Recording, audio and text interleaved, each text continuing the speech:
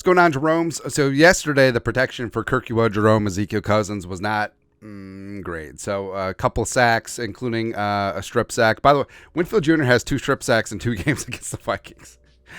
I mean, the pride Eden Prairie just gets it done, but maybe the Vikings should have drafted him, but again, whatever. But remember, this entire offseason, we pointed out that the triumvirate of Cooper and O'Connell and Kwesi, the law firm of, would just say, hey, the offensive line will be fine. We don't need to sign any significant outside free agents, and we don't need to spend any draft picks along the O-line, but didn't quite work out. But the whole thing about it is don't compound the error by being too proud. Like, stop digging your heels in and being a stubborn ass, right? So get this thing back on track and make the best of a bad situation, even after week 1, especially with Bradbury dinged up and Darrisaw already having that bad ankle and Ed Ingram just looking fantastic, right? But stop compounding the error, and right now, sign Dalton Risner. Right, you have the cap space to do it. Whatever it takes, just go get it done. Add some depth and add some spice to this freaking offensive line, man, because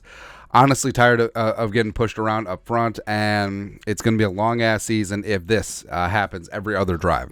And it's just really, really rough, man. And Dalton Risner has been active on the old social media, on the old X or the Twitter machines, whatever it is nowadays. But during the game and after the game, people were talking about Dalton Risner, and this is what he said. Dalton Risner on the phone tomorrow. This is from Viking Central.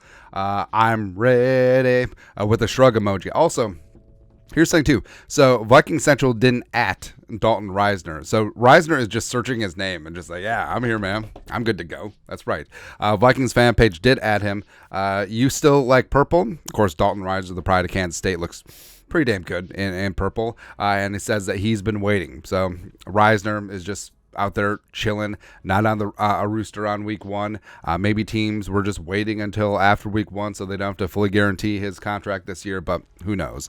And the Viking offensive line depth, like we said, the Vikings O-line depth got exposed during preseason when the 2s and the 3s were just not looking good against also 2s and 3s. And again, maybe this plan would have worked out if everything went according to plan and everyone stayed healthy, but Bradbury exited the first drive. Ed Ingram caused the fumble, as well as had other significant problems. Also, the false start that was called on Brian O'Neill was actually on Ed Ingram. Darrisaw's ankle is dinged up. So already, the Vikings offensive line is kind of questionable. And Schlutman, is a fine backup center. Brandel, they're really keen on as a backup guard right now. But also, I want someone who can come in and start, and Dalton Risner is that guy. And Risner had himself a visit, and Kevin Connell said this about his visit during training camp. We really just want to bring him in and get to know him a little better, use the process of the visit to do that, and see if we could possibly take what we think is a strong group and make it even better. Now,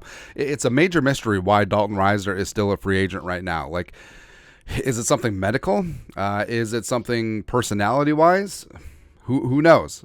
But either way, you have a starting caliber offensive lineman, an above average, a very good starting offensive lineman just out there chilling right now, and the Vikings are really doing nothing about it. And also remember, during training camp, Kirk randomly busted out the number 66 red jersey. Now, he explained it away that he was honoring punter Ryan Wright's 2022 preseason number, where Ryan Wright wore number 66. But if you believe that, I have a bridge to sell you, because he wore that on the day that Dalton Risner, who wore number 66 in Denver, came in for a visit. So I don't believe in coincidences. And Kirk obviously taking a little bit of a passive-aggressive shot at management. It's like, hey, sign this guy. It's like, oh, no, I'm just honoring Ryan Wright's preseason number from last year.